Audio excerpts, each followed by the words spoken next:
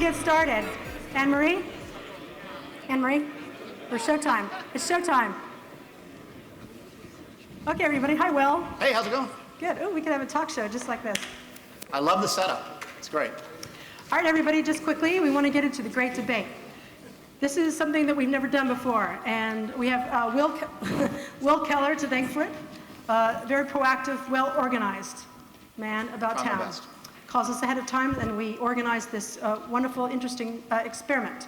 So without further ado, Will Keller, Interactive TV Commerce. Great. Hey, welcome to the great debate. Cool. So we may not have $1 billion in super PAC money, but we got a lot of opinions on the stage. And one thing I do want to give you a heads up before we start is that obviously the folks around this table have done a lot more than just single screen or just second screen or hybrid applications, but they've been good sports and they're going to put on certain points of view for this debate. But don't rib Channing at the end when he's like all over single screen today and everything. Okay? So speaking of Channing. So Channing, as I think many of you know, is a senior advisor at Scripps Network. He was part of the founding team of Home and Garden Television. Channing has led Scripps' efforts in web development, broadband production, video on demand, IP video distribution, and interactive television, including both single and dual screen ITV apps. And joining Channing for the single screen party is Debbie Fitzgerald. Debbie is principal architect. Yeah, I want some rooting here. Principal architect at Cable Labs. Supporting their advertising and interactive services program, Debbie manages the ETV specs, architecture, and development activities, interops, and works with application developers. That's your single screen party. So our second screen party is comprised of two great folks, Lisa Ferris, CEO of Get This, a platform and marketplace that shop enables entertainment, formerly CMO for Move Inc., and SVP Market Development at Universal Music Group. Lisa led UMG's first e-commerce and interactive media teams. Leveraging emerging technologies, she released wireless and ITV platform applications back in 2001. And joining Lisa is Peter Scott. Peter is VP of Emerging Media at Turner Sports. Turner Sports, Peter has been with Turner Sports, Turner Broadcasting since 1989. He's covered, among other events, wars in Bosnia and the US invasion of Haiti. So we're going to look to you for some journalist expertise here, Peter. Appreciate it.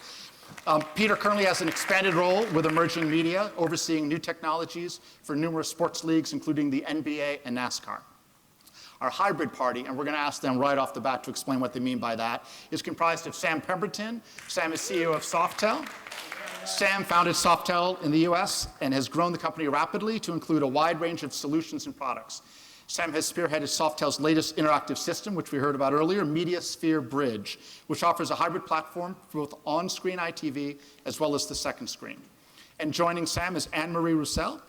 Anne-Marie is head of strategic investments and partnerships, social media at Sharp Labs. Anne-Marie leads strategic partnerships investments for Sharp's next generation TVs.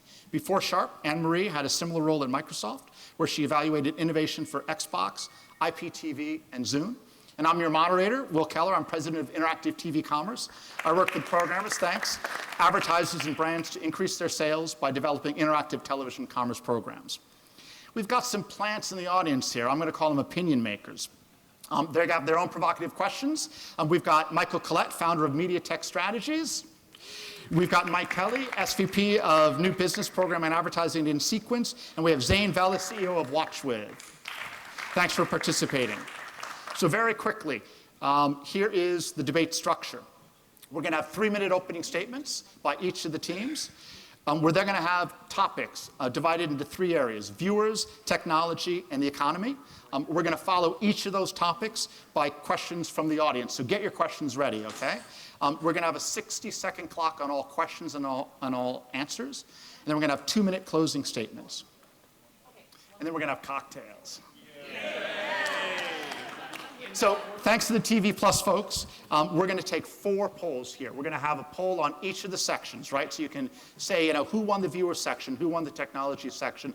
Then we're going to have a winner-take-all poll. So there's the URL. You can use all of your devices. The connectivity has been working for me, so I think it works for you. And the polls will be up at the very beginning. You can only vote once on each poll, but I really encourage you to vote, and we're going to reveal the results at the very end. So, hey, let's go to opening statements, and Debbie Fitzgerald representing Single Screen TV.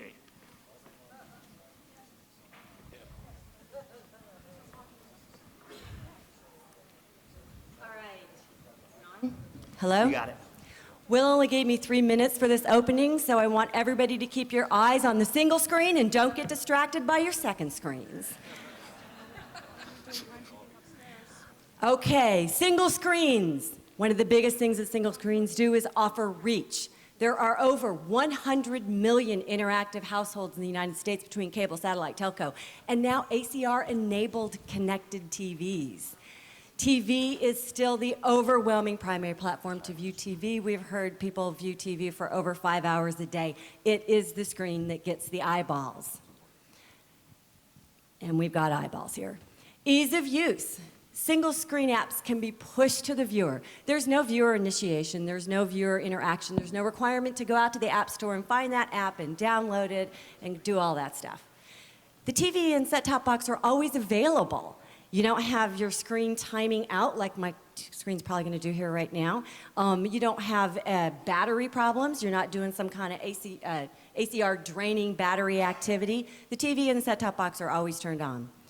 And then again, second screen apps, if you want to engage, it actually requires even opening the app and being engaged in that session, and it takes the eyeballs away from the primary content.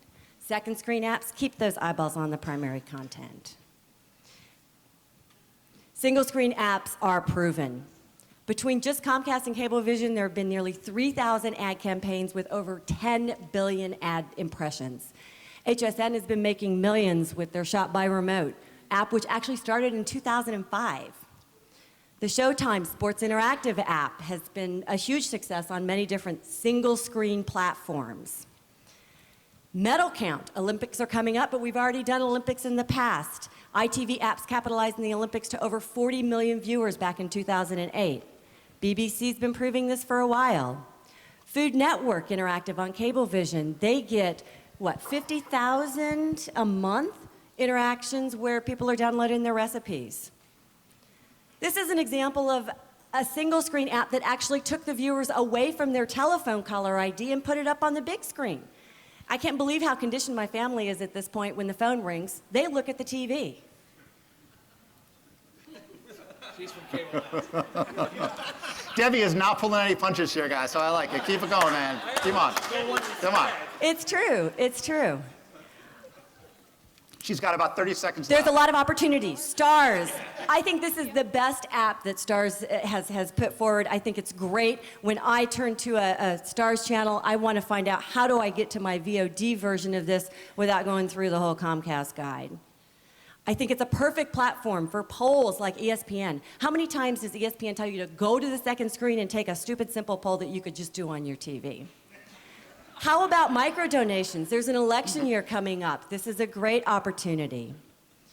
Showtime has actually been capitalizing on upsell opportunity. Rather than getting that blue screen telling you to pick up your phone and call, just order right here because they really want to watch that movie right now.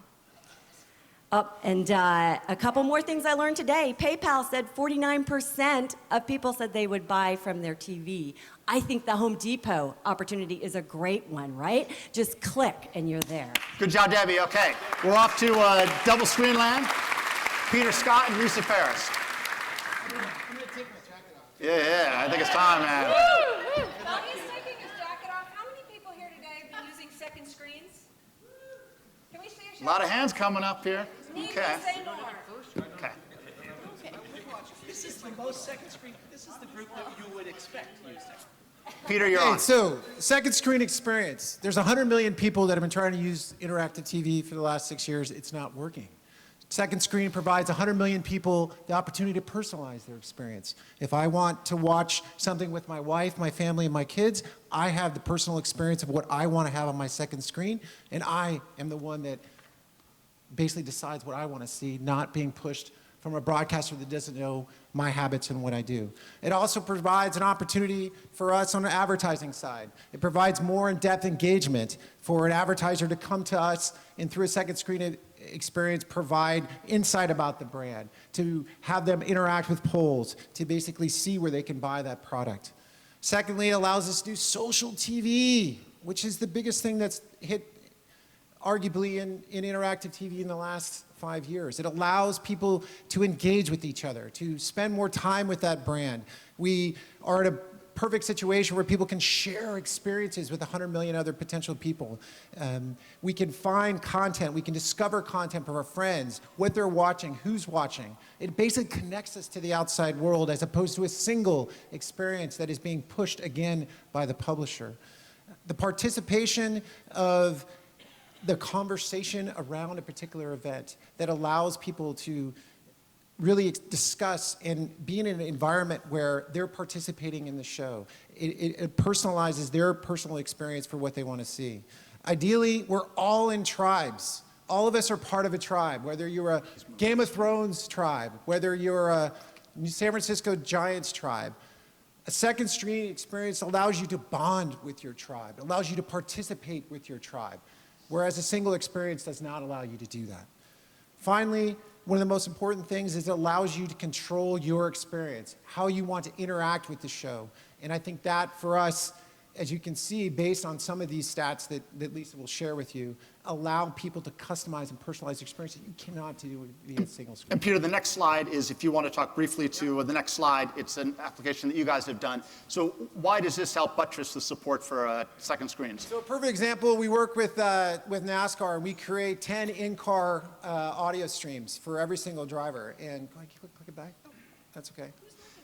Sam, you got the Connect behind you, so you got to be still, okay? There you go. Oh, we don't want him.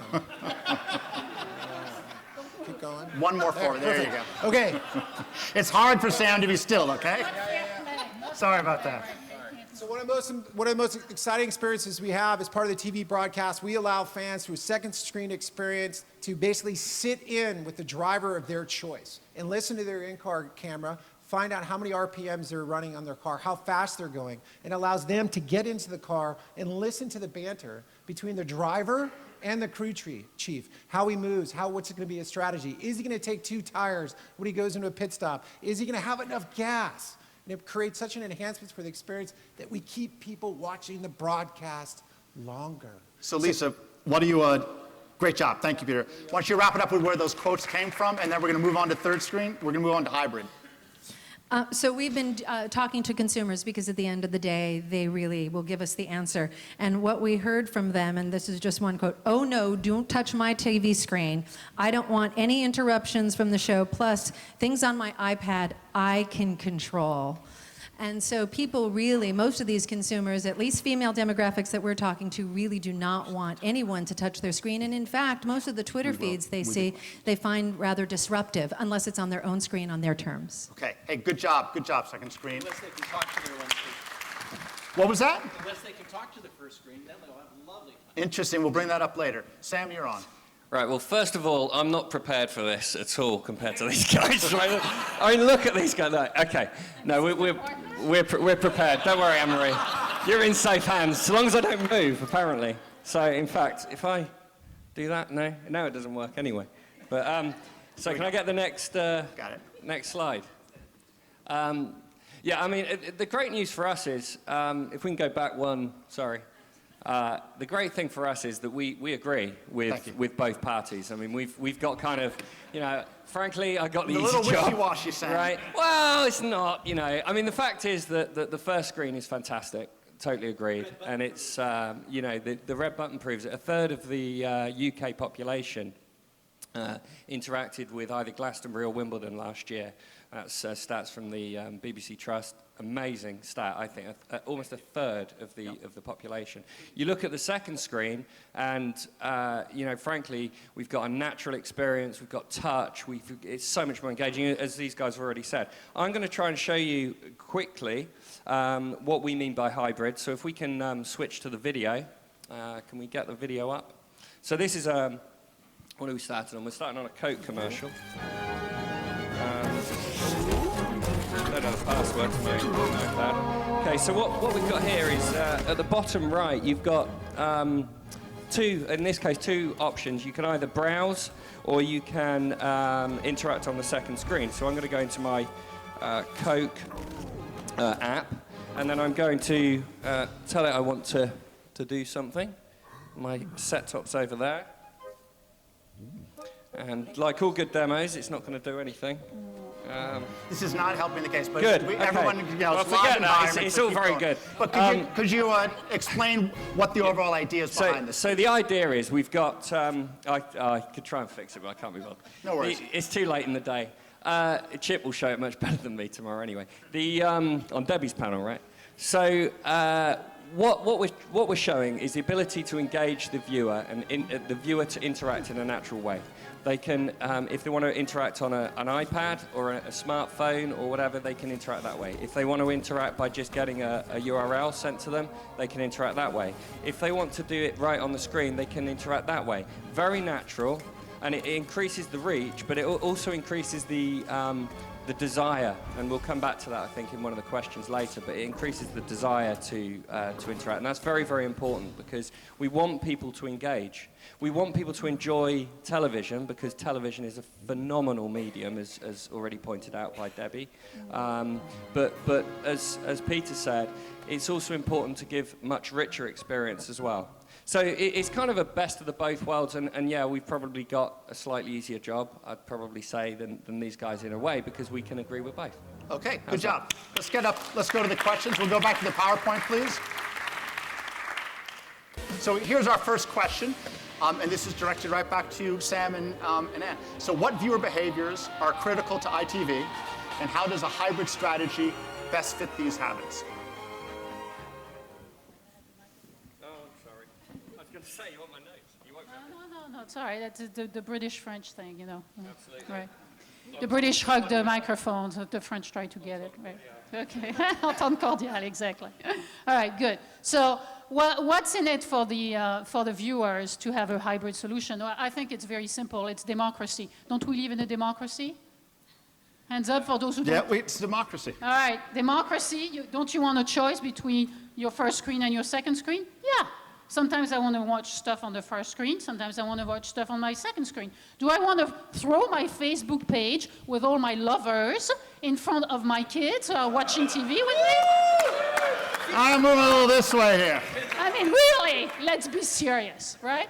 My husband is also in the background?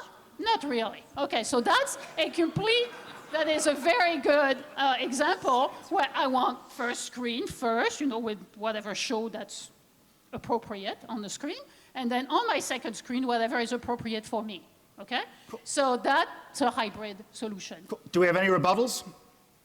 Who wants their private... Viewer behaviors? Let's go to number 2 then. So what's most important in terms of viewer engagement goals, and how does single screen interactivity best achieve them? Well, Mike, please. So there are 3 things that we look at in single screen is in terms of TVOT, engagement, right? So time spent viewing, we know that it's 59 and a half hours a week, right? People love their TVs. They stay in front of their TVs. It's a constant. It's not like I have to go search for something to grab to watch TV. I turn TV on, it's there. Second thing is, if the engagement factors are on one screen, I don't have to go anywhere to get it. It's right there. It's easy to do. As we go towards the IP solution, it's going to get easier and easier to do. So you can talk to it, you can do all sorts of things. And third, it's just trust. You know the trust, you trust the app is going to be there, it's on the screen, it's been there forever. We don't have to wait for some hybridized vehicle to show up, some app that may or may not sync in the right way. It's trust. Hey, 25 seconds left for a rebuttal. Wait, no, we're not done yet. There's more. This isn't the rebuttal, right? This is the second question. Okay, you got 17 seconds left. Okay, engage a maximum number of eyeballs. Keep the eyeballs on the content. Make it easy to use. Make it a push model. I don't have to reach out and get it from an app store. I can just pick up the remote and capitalize on the spontaneity. Bring it on. Lisa.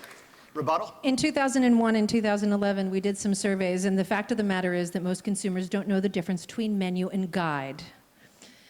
The other thing is, we lack, if we're not using a second screen, you miss the whole digital long tail. To be able to help enable consumers to actually engage with that content even after it airs during commercials or whenever they want, that loss of not having it on the second screen really dissipates greatly and really affects the engagement with the with the content.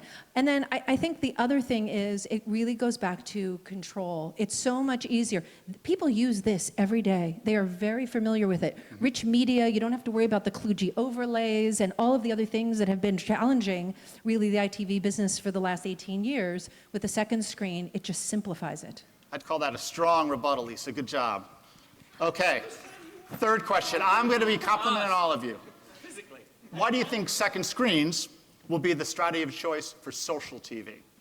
It's a personalization. I think people want to react and participate with their friends, and being able to basically socialize and be with their friends with the environment and in a comfortable environment where they can trash talk each other or talk about a particular episode. It's social. And I think the remote control, people do not know how to use a remote control. They use this every day. They use that every day, as Lisa said. Being comfortable in those environments propels them to want to use them in an experience that makes sense while they're watching their favorite show or watching their favorite sports contests. Yeah, but why limit them to the first screen? Because they don't know how to use the remote to basically interact with their television set. That's been Why should proven. you be doing just first or just second? Why can't you do both whenever it suits you? Because I think more people are comfortable in technology, and there's this whole world of technology bullying where people don't know how to use certain devices. If they use this device every day and this device every day, technology bullying goes away. They know how to use That's it. a strip. I would say that the single screen guys are forcing us to use a remote control that no one knows how to use to interact with their TV set. Sam? Well, I think it's a stretch to say people don't know how to use a remote control. How many channels do you think they use? They use channel up, channel down, volume down. That's it. And we all know that. It's 80% of the people on the remote control use those buttons. A third of the UK population would disagree with you. I'm not. Okay, we're in the United States. This is a United States discussion. Yeah, sure, we're not totally overseas. agree. Let's go to the audience. So do we have any questions for the I like audience that rebuttal. on the viewer topic? Any audience questions? Mike. Mike's coming along, Mike. Hi, hello. Mike Kelly in Sequence. You okay? I'm a card-carrying member of the hybrid party, but I'm undecided as of now for the election. And I just wanted to, look, I have 3 kids. I'm starting to save for college. I'm all about the revenue right now, right? So I'm trying to understand, I want to open it up to the single screen party, the dual screen party, about monetization. What are your specific plans to monetize these apps? He's jumping the gun a little bit, but why don't you give us a little sneak peek of the economy here, okay? Reach. What's your sneak peek of monetization? Engagement. Okay. More time spent with the brand. Any other questions on the viewer topic from the audience? Sorry? Hey, Mike? So, how do you get past, from an advertising point of view, right? Generally speaking, TV advertising is an active force. No one sits down and says, ooh, I'm going to go watch ads all night. Mm-hmm. We're forced to watch ads because that's the price we pay to watch TV. The problem we have with the second screen is it's opt-in. I'm just not going to opt in to be advertised to on a regular basis. And I think that the reach, the actual bang for the investment buck, the benefit to the industry, is bupkis on the second screen. Hey, we've heard a lot of things about reach. Rebuttal? Second screen? I have spoken to major advertisers who are seeking for ways for their audiences to engage. The largest of TV advertisers, consumer product brands, beauty brands, who not only want you to ask for additional information about something, but now I can play them additional videos on how to put their mascara on. I can do a range of things that increases engagement far more than a kludgy overlay. Yeah, during the advertising that's running on that first screen, you're pulling eyes away from the first screen, putting it on the second screen, so they don't have any brand recall for the first screen. No, in fact, they can actually tag it and go back to it later. I can send them a coupon that's directly here. During the other mobile. commercial that's coming up, right? Okay, I'm going to break this one up here. Wait, that's on so the we got poll number 1. Which party wins over the most TV viewers? There's the URL. Let's head on to technology. So if technology is in place, why haven't we seen more single-screen applications? Well, we have actually, and in fact, there's amazing number of ITV applications in the works right now. Operators have been running campaigns for the last 10 years. Mm-hmm. Thousands of them. One advertising agency, Brightline ITV, has run 500 ITV campaigns with as many. In fact, there's one campaign going on at DirecTV right now called Skinny Girl. It's a whole channel. So there's a variety of single screen apps that have been on. Cablevision, Barry Frey told me today, 300 different ITV apps. Barry Fry. Comcast, 1,700 different ITV campaigns with over 2 billion impressions. It's been going on for 9 years so far. Second screen? We're at this conference. I think the majority of the people are here because second screen. If you've been to every single event here today, the majority of the people are in there wanting to know what to do to the second screen. The first screen is dead. It never happened. It basically, we've all been in this world. Wink TV, what was that? We're in a world now where we're basically trying to use tools that people use every day to interact and engage with the brand. A pointed rebuttal. Number 2, with more moving parts, why wouldn't hybrid apps be more complicated to build? Well, I mean, it's true. They are more complicated. I mean, you can't get around that, right? I'm sorry, but...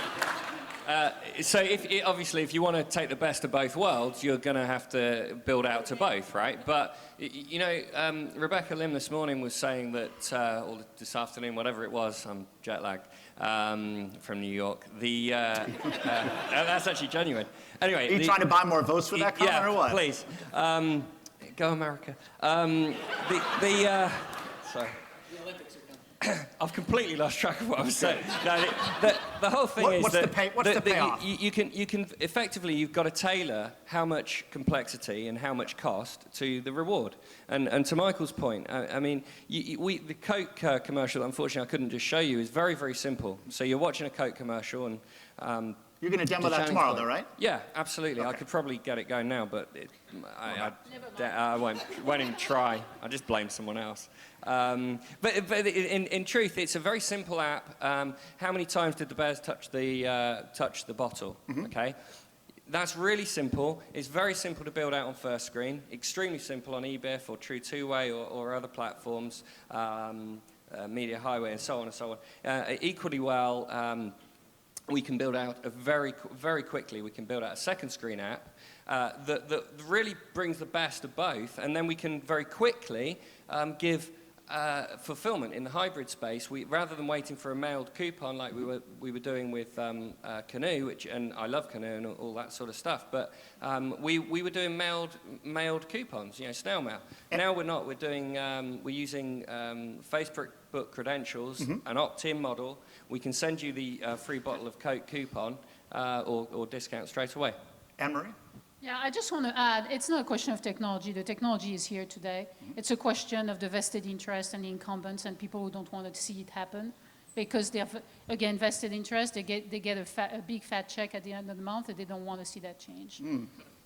I think this morning, Comcast, what did they show us? They didn't show us a single screen interacting with their set-top box. They showed 2 apps. They showed one on their mobile phone where you could change the channel via your mobile phone and the iPad. Cable companies. And one on TV. Hold on, and one on TV cable with companies, Skype. But cable companies are basically saying, we're going where the fish are. We're going to where people are using the devices, and we're going to use that interface to control our experiences. Just the opposite. Comcast showed the debut today, which is on one screen, and you could control the entire thing with a remote control or their iPad app.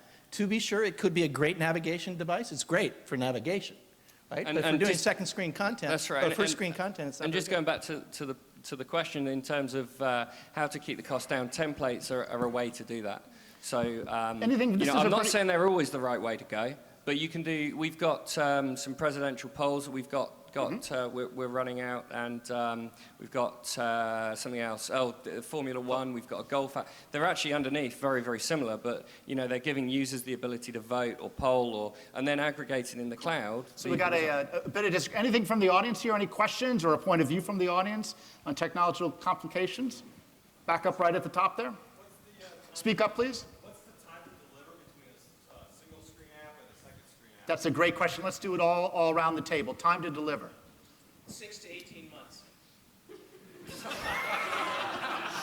Okay. You're trying to argue for your cause. Second screen. Time to deliver. You get a phone call from one of these folks. You want to build something, and how long?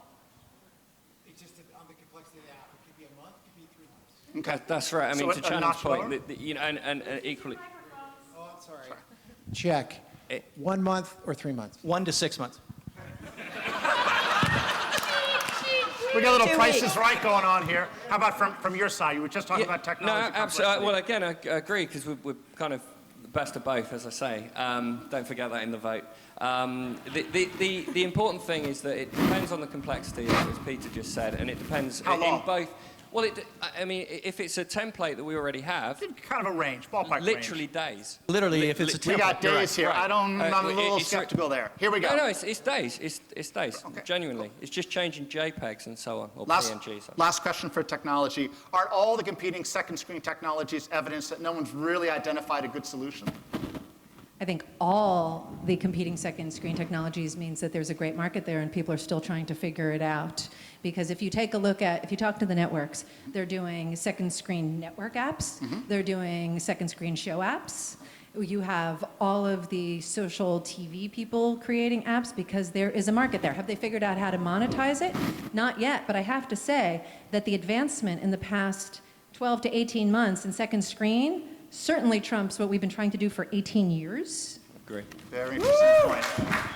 So the next step then is app fatigue, right? We already have a panel session here about the app graveyard and what happens and you know, with the 100 different programmer apps that I've got cluttered all over my iPad. So what do we do They're not about good that? apps. Sorry, the best ones are going to win. The ones that are the best designed, the ones that are the best and integrate with the show are going to win. And we've Well, seen what that time happens and when the time show again. fails and then it all gets canceled? That's not the second screen experience. That's the guy who wrote the show.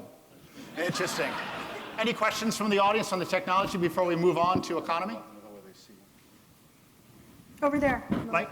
Mike Kelly.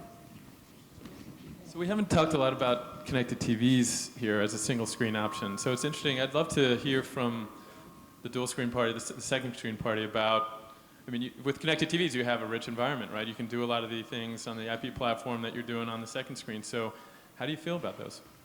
What are the options and what are the possibilities? Good question, Mike. How many connected TVs are out there and no one knows any idea how to use it? I think at the end of the day, Michael, how many right now? 50% of them are There you go, connected. you're a TV guy. Yeah, I'm a TV person. yeah, I yeah. can tell you 50% are connected. 50% connected? 50% of the TVs that can be connected are connected, so it's a lot of TVs. are they connected because they're watching Netflix or Pandora, or are they connected because what are they using it for? All of the above. All Because of they, it? yeah. But would you say like those are the first primary things, then Well, everything else? Netflix obviously is. Okay, the so top. give me 4, 5, 6 4, 5, 6 what? apps they're using. Well, Okay. Netflix, Hulu, Pandora. Weather, Those traffic. 3, I just said those 3. What else? Weather and traffic? I don't. Okay.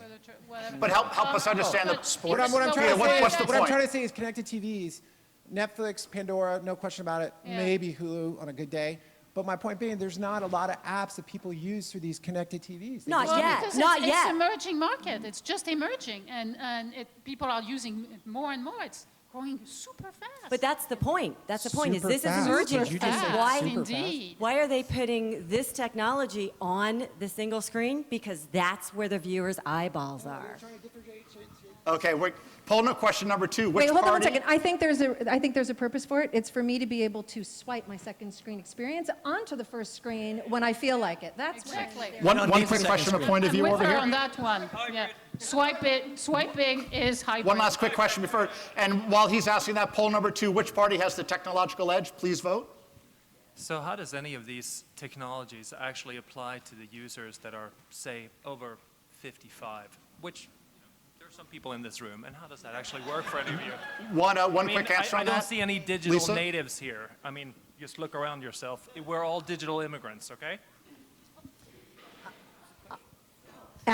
If you ask Apple the percentage of baby boomers that are using iPads, I would suggest that it is far more significant the number of people who know how to work their remote controls. Great answer. So we're on to the economy. Which business objectives are most important, and how does single-screen ITV accomplish them better than the competition? Eyeballs, eyeballs, eyeballs. Single screen apps can push the app to the viewer, whether they want it or not, to the largest footprint in the United States. All they need is a simple connected TV, however it gets connected. So I don't know if I've mentioned reach Whether yet they today. like it or not. Whether I they love like that it or answer. not. That's right. That's whether they right. like it or not. So what you're basically saying is, I'm watching this great show, and then you just push this crap at me. Help us that understand I that. don't want to watch. So wait, he understand. doesn't. Whether you want it or not, That's it's a little unrehearsed strapped rebuttal, in with okay? a seatbelt. I'm like, it's Doesn't count, Clockwork my sister Orange said. all over again. So, Okay. So another economic advantage is ad impression retention. Canoe Ventures did a study back in 2010. On average, introduction of an RFI in a commercial increased unaided recall of test brand by 132%. And an in-program poll sponsored by a brand paired with an associated spot during the ensuing commercial break Who just proved went to more sleep. effective than an unpaired poll. Unaided brand recall rose 167%. interesting stats. We're on to number 2. Why are dual screen apps best suited for T-commerce? And I know we have a couple slides here. Call for them when you want. Rich media and the ability to not take people away from what they were watching. If you talk to content creators, they far more appreciate a dual screen because they can end up having a rich media experience that doesn't affect their content. You know, you've talked to content owners and they really want to figure out what was it about my content that you didn't like the way it was on the first screen to begin with. Mm-hmm. And now you're taking them away from what they're watching versus being able to control the sure. So if you want to, so this is, get this, allows you to watch in sync, to shop a show or to shop categories. You can't really do all of this on a single screen without taking over the screen. If you could click to the next one, and it allows you to not only see all of the items at your leisure, but also get additional information when you want to. So if you're watching with your spouse or somebody else, you get to choose what your experience is versus having to have the same things float through your screen. Oh, yeah, so pull your eyes away from the TV so that you can watch the second screen, so advertisers lose the opportunity. But there's proven opportunity on one screen. HSN has been in the space for 15 years, or for remote shopping by remote for 7 years, and now History Channel has this shopping channel that's going through the roof. It's easier to do on one screen. It's simple to do. It doesn't take pulling your eyes from the screen. It's right there. Yeah, okay, so this is all good. I agree. You know, second screen is great to watch some stuff. First screen, so why not do both? You know, one time I'm in front of my TV and I'm all by myself. If I want to, you know, buy underwear and no one is watching me, I'll do it on my first screen. Now, if my, you know, my 17-year-old and all his friends are around, I'm not going to do that on my first screen, obviously. I'm going to do it on my second screen. So what's wrong with having a choice between first screen and second screen? Great point. We're on to our last economy question. Why is Hybrid's interactive ad model superior to other strategies? One of the key reasons, I'll start and then Anne-Marie can take over and do it properly. The whole thing with advertising, obviously reach is extremely important, and by combining the best of both, there's that phrase again, remember that in the poll. By combining the best of both, you've actually increased the reach. You've increased the likelihood that someone will engage because it's a more natural experience. If I want to engage on my iPad, I can. On my smartphone, on the TV, I can. And so what we're doing is really giving, I guess it's the eyeballs, it's the reach, and we've actually got the ability to do some targeting as well. Mm-hmm. So you know, I don't want to push that point too much, but that is kind of important. And that's why hybrid wins out in an ad model. Anything to add, Anne-Marie? No, go ahead. Okay. Any questions from the audience in terms of the economics of this? Well, I actually had a question about, you're from CBS. I had a question for the panelists, and it's not necessarily economics, but you're all sitting there watching a movie on the first screen, and you have your phone and tablet handy, and you each want, all of a sudden remember there's a sports game on, you want to know the score. How do you get it? It depends. How do you get it? Or you change channels. What do you do? I'm just wondering what the use case is. I think everyone's programmed to just go to their phone now. You know, I'm just kind of curious what people think. Are they going to go find the sports app? Are they going to, you know, try to load it up? And I think there's a significant economic implication. Oh, to be sure. I mean, it's human. Or the weather. You want to know the weather. So if I'm sitting in my office and I want to know the sports score of the Rockies game during the day, I go to my second screen. I mean, I think that people certainly use that for those reasons, no matter what they're doing. Something we do on the first screen, I totally agree that it is often the second screen, but on the first screen with Sky Sports, we've got the ability to do multiple camera angles and multiple channels all in a grid in an interactive event. So if I'm watching the Champions League or something, and I sound like I'm totally like Mr. UK, but it's a good example of really good interactive. I've even got the badge on. But you know, I can then watch all of the games. I can select the one that I'm most interested in and zoom into that one and find out the scores that way. So there is a really compelling argument for interactive on the first screen as well as the second. We got to wrap it. So we got poll number 3: which party builds the strongest economy? Okay. We're going to skip clothing statements so we don't hold people up from cocktails. Sorry about that, but I think everyone did a really great job on this. And we got poll number 4: which party would be most dominant in the next couple of years? Have people had a chance to vote a little bit? We got some votes going on here. So I'd love to bring up the votes and see where we're landing. I'm sorry.